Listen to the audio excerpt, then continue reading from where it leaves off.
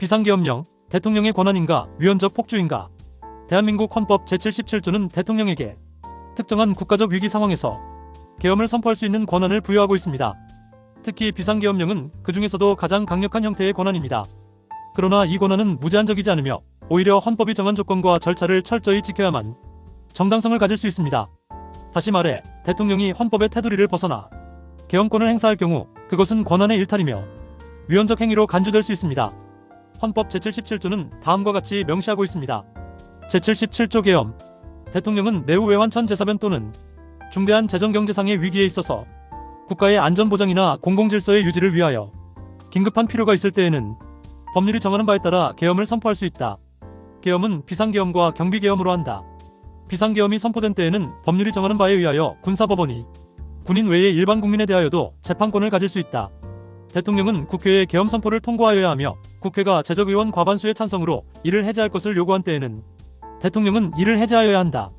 이 조항은 대통령에게 군사력을 활용할 수 있는 강력한 권한을 부여하면서도 동시에 국회의 통제를 전제로 합니다. 계엄 선포는 국회의 통고를 받아야 하며 국회가 해제를 요구하면 대통령은 반드시 이에 응해야 한다는 원칙은 삼권 분립의 핵심적 안전장치입니다. 그러나 윤석열 전 대통령은 이 헌법 조항의 취지를 결정적으로 훼손했습니다. 2025년 초 이재명 당시 야당 대표가 다수 의석을 바탕으로 국회에서 형법형소법 개정, 공수처법 개정, 사면권 제한법 등 다수의 입법을 강행하고 여권 인사들을 상대로 한탄핵 소추안을 연이어 통과시키자 윤 전 대통령은 이를 헌정 질서 위기로 판단했습니다. 그는 국정 운영이 사실상 마비되고 있다며 이를 국민에게 알리겠다는 명분 아래 군사력 동원을 포함한 비상계엄령을 전격 선포합니다. 그는 이를 질서 유지를 위한 조치라고 설명했지만 문제는 방식과 절차였습니다. 해당 조치는 국회와의 협의 없이 전격적으로 밀실에서 진행되었고 국무회의도 생략된 채 군 수뇌부와의 비공개 회의로 이루어졌습니다. 계엄 포고문 초안, 계엄 사령부 편성안, 방송 및 통신 통제 시나리오 등도 사후에야 드러났으며 이 내용은 국민에게 투명하게 공개되지 않았습니다. 국회는 곧바로 계엄 해제를 요구했지만 대통령은 이를 수용하지 않았습니다. 오히려 국회 주변에 군 병력이 이동했다는 정황이 포착되면서 단순한 경고 수준을 넘어 입법부에 대한 군사적 압박이라는 해석까지 나왔습니다. 헌법은 계엄을 국가 존립이 위협받는 위기 상황에 한정하고 있습니다.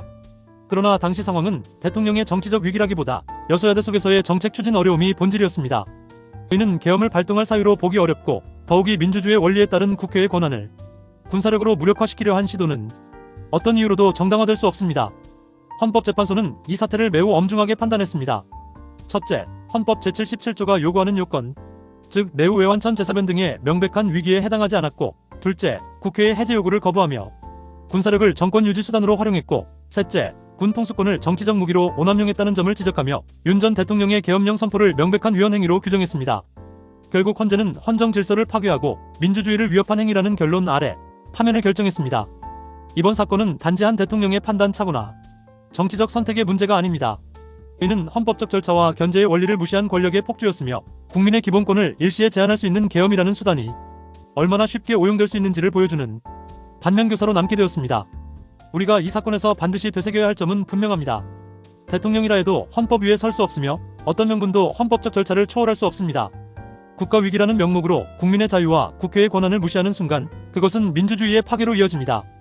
윤 전 대통령은 이재명 대표와 야당의 입법 폭주와 탄핵 남발이라는 위기를 이유로 들었지만 그가 선택한 방식은 민주주의 국가에서 넘지 말아야 할 헌법의 금지선을 훌쩍 넘어선 것이었습니다. 비상계엄은 국가적 위기 대응 수단이지 정권 수호나 정치적 메시지 전달을 위한 수단이 아닙니다. 군은 외적의 침입에 대비하는 조직이지 대통령의 메시지를 대신 전달하거나 야당을 압박하는 도구가 아닙니다. 윤 전 대통령은 이 원칙을 무시했고 결국 국민과 법 앞에 책임을 지게 되었습니다. 이제 우리는 헌법을 더 강하게 지켜야 합니다. 계엄이라는 이름 아래 국민의 권리를 제한하고 국회의 기능을 정지시키는 시도가 다시는 반복되지 않도록 해야 합니다. 정치는 헌법 위에 있지 않습니다. 권력은 오직 헌법 안에서만 의미가 있습니다. 다음 편에서는 이번 사건과 1980년 전두환 신군부의 12.12 사태를 비교하며 계엄의 역사적 오용 사례를 살펴볼 예정입니다. 역사는 반복되지 않도록 기억할 때 비로소 미래를 지킬 수 있습니다.